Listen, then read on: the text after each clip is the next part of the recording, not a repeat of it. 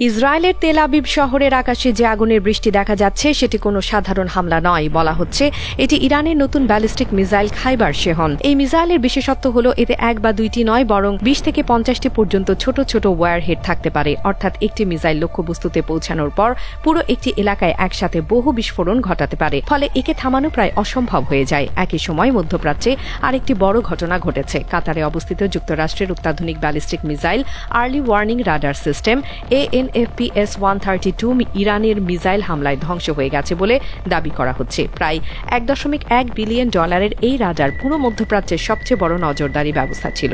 ৫,০০০ kilometre পর্যন্ত আকাশ scan করতে পারত এই রাডার। এখন এটি কার্যত ধ্বংস হয়ে গেছে বলে বিভিন্ন সূত্র বলছে। একই সময়ে মধ্যপ্রাচ্যের ধনী শহর দুবাইও নিরাপদ নেই। বিশ্বের ধনীদের খেলার মাঠ হিসেবে পরিচিত এই শহরেও এখন নিয়মিত হামলা করছে শাহেদ ড্রোন। এই ড্রোনগুলোকে প্রতিহত করা ক্রমশ কঠিন হয়ে পড়ছে। পরিস্থিতি এতটাই উত্তেজনাপূর্ণ যে যুক্তরাষ্ট্র একের পর এক মধ্যপ্রাচ্যের বিভিন্ন দেশে নিজেদের দূতাবাস বন্ধ করতে শুরু করেছে। এই সংঘাতের মধ্যে সবচেয়ে আলোচিত সামরিক শক্তিগুলোর একটি হল মার্কিন নৌবাহিনীর বিমানবাহী রণতরী USS আব্রাহাম লিঙ্কন। নিমিটস ক্লাসের এই বিশাল যুদ্ধ জাহাজের মূল্য প্রায় $7 বিলিয়ন। ইরান দাবি করেছে তারা এই বিমানবাহী রণতরীকে লক্ষ্য করে মিসাইল হামলা চালিয়েছে। যুক্তরাষ্ট্র অবশ্য বলছে জাহাজটির কোনো ক্ষতি হয়নি, কিন্তু বাস্তবে দেখা যাচ্ছে রণতরীটিকে সংঘাতের এলাকা থেকে আরও দূরে সরিয়ে নেওয়া হয়েছে। মাত্র এক সপ্তাহের মধ্যে ইরান পৃথিবীর সবচেয়ে শক্তিশালী সামরিক শক্তির বিরুদ্ধে দাঁড়িয়ে গেছে। এমন একটি যুদ্ধে তারা লড়ছে যা জেতা তাদের জন্য প্রায় অসম্ভব, কিন্তু তারা এটিও নিশ্চিত করতে চাইছে যেন সহজে হারতে না হয়। প্রশ্ন হচ্ছে কিভাবে এটি সম্ভব হলো? কি এমন আছে ইরানের কাছে যা যুক্তরাষ্ট্রের উন্নত প্রযুক্তি, কৃত্রিম বুদ্ধিমত্তা, আধুনিক অস্ত্র এবং সামরিক পরিকল্পনাকে চ্যালেঞ্জ করতে পারছে? ২৮ ফেব্রুয়ারি যখন যুক্তরাষ্ট্র ও ইসরায়েল একসাথে ইরানের ওপর হামলা শুরু করেছিল, তখন অনেকেই মনে করেছিলেন কয়েক ঘন্টার মধ্যেই যুদ্ধ শেষ হয়ে যাবে। ইরানের নেতৃত্বের বড় অংশকে টার্গেট করা হয়েছিল। ধারণা ছিল ইসরায়েলের সবচেয়ে বড় প্রতিপক্ষ অবশেষে আত্মসমর্পণ করবে, কিন্তু বাস্তবে ঘটেছে উল্টোটা। ইরান আত্মসমর্পণ করেনি, বরং পাল্টা হামলা শুরু করেছে। ধীরে ধীরে তারা ইসরায়েল এবং গালফ অঞ্চলে অবস্থিত মার্কিন ঘাঁটিগুলোকে লক্ষ্যবস্তুতে পরিণত করেছে। এর একটি বড় কারণ হল ইরানের বিশাল এবং তুলনামূলকভাবে সস্তা মিসাইল ও ড্রোন ভান্ডার। ২০২৫ সালের মার্চে ইরানের বিপ্লবী গার্ড বাহিনী একটি ভিডিও প্রকাশ করেছিল, যেখানে দেখা যায় ইরানের ভূগর্ভে বিশাল মিসাইল শহর তৈরি করা হয়েছে। কিলোমিটার দীর্ঘ টানেলের ভেতরে সারি সারি মিসাইল প্রস্তুত অবস্থায় রাখা আছে।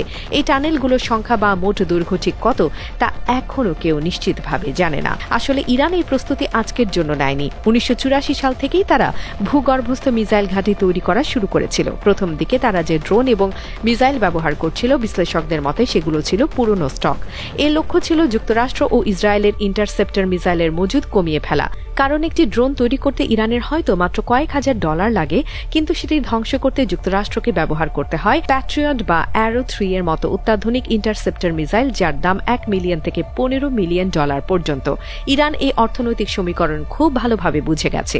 তারা একসাথে এত বেশি ড্রোন পাঠায় যে সবগুলো ধ্বংস করা সম্ভব হয় না, আর প্রতিটি ড্রোন থামাতে প্রতিপক্ষকে একাধিক ইন্টারসেপ্টর ব্যবহার করতে হয়। ফলে সময়ের সাথে সাথে প্রতিরক্ষা ব্যবস্থার মজুদ কমতে থাকে। এই প্রযুক্তির পেছনে আরেকটি অদ্ভুত গল্প আছে।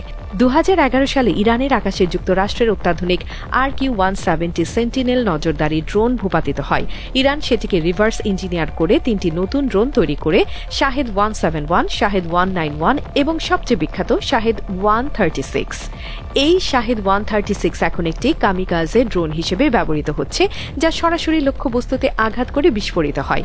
প্রায় ২০০ কেজি ওজনের এই ড্রোন ১৮০ কিলোমিটার গতিতে প্রায় ২০০০ কিলোমিটার পর্যন্ত উঠতে পারে এবং এর সামনে থাকে প্রায় ৩৬ কেজি বিস্ফোরক। যুদ্ধের প্রথম ধাপে ইরান শাহেদ ড্রোন, জুলফিকার স্বল্প পাল্লার ব্যালিস্টিক মিসাইল এবং কায়েম-1 মিসাইল ব্যবহার করে মার্কিন ও ইসরায়েলি ঘাঁটিতে হামলা চালায়। এরপর দ্বিতীয় ধাপে তারা আরও উন্নত অস্ত্র ব্যবহার শুরু করে। ২ মার্চ ইরান হাইপারসনিক ফাতাহ-2 মিসাইল ব্যবহার করে, যার গতি ম্যাক 15 পর্যন্ত পৌঁছাতে পারে। এত দ্রুত গতির মিসাইল ট্র্যাক করা বা ধ্বংস করা অত্যন্ত কঠিন। ইসরায়েলের প্রতিরক্ষা ব্যবস্থা বহুস্তর বিশিষ্ট। প্রথমে থাকে অ্যারো 2 মিসাইল, যা উচ্চ আকাশে ব্যালিস্টিক মিসাইল ধ্বংস করতে পারে। এরপর ডেভিড স্লিং, যা মাঝারি পাল্লার হুমকি মোকাবেলা করে। সবশেষে রয়েছে বিখ্যাত আয়রন ডোম, যা স্বল্প পাল্লার রকেট ও ড্রোন আটকাতে পারে। কিন্তু ইরান এই ব্যবস্থাকে চ্যালেঞ্জ করতে ব্যবহার করছে ভলি ফায়ার কৌশল, অর্থাৎ একসাথে শত শত ড্রোন, ক্রুজ মিসাইল এবং ব্যালিস্টিক মিসাইল ছোড়া হয়। এতে প্রতিরক্ষা ব্যবস্থা বিভ্রান্ত হয়ে পড়ে এবং কিছু মিসাইল শেষ পর্যন্ত লক্ষ্যবস্তুতে পৌঁছে যায়। এছাড়া ইরান এখন ডিকয় প্রযুক্তিও ব্যবহার করছে, অর্থাৎ একটি মিসাইলের সাথে একাধিক ভুয়া লক্ষ্যবস্তু পাঠানো হয় যাতে প্রতিরক্ষা ব্যবস্থা বুঝতে না পারে আসলটি কোনটি। এর পাশাপাশি তারা যুক্তরাষ্ট্রের রাডার ব্যবস্থাকেও লক্ষ্য করছে। কাতারের ANFPS-132 রাডার ধ্বংস হওয়ার ঘটনাটি তাই এত গুরুত্বপূর্ণ হয়ে উঠেছে। এই পরিস্থিতিতে যুক্তরাষ্ট্র এখন ইরানে ব্যাপক বোমা বর্ষণ চালিয়ে মিসাইল লঞ্চার ধ্বংস করার চেষ্টা করছে, কারণ ইরানের কাছে এখনও এমন কিছু উন্নত মিসাইল রয়েছে যা তারা এখনও ব্যবহার করেনি।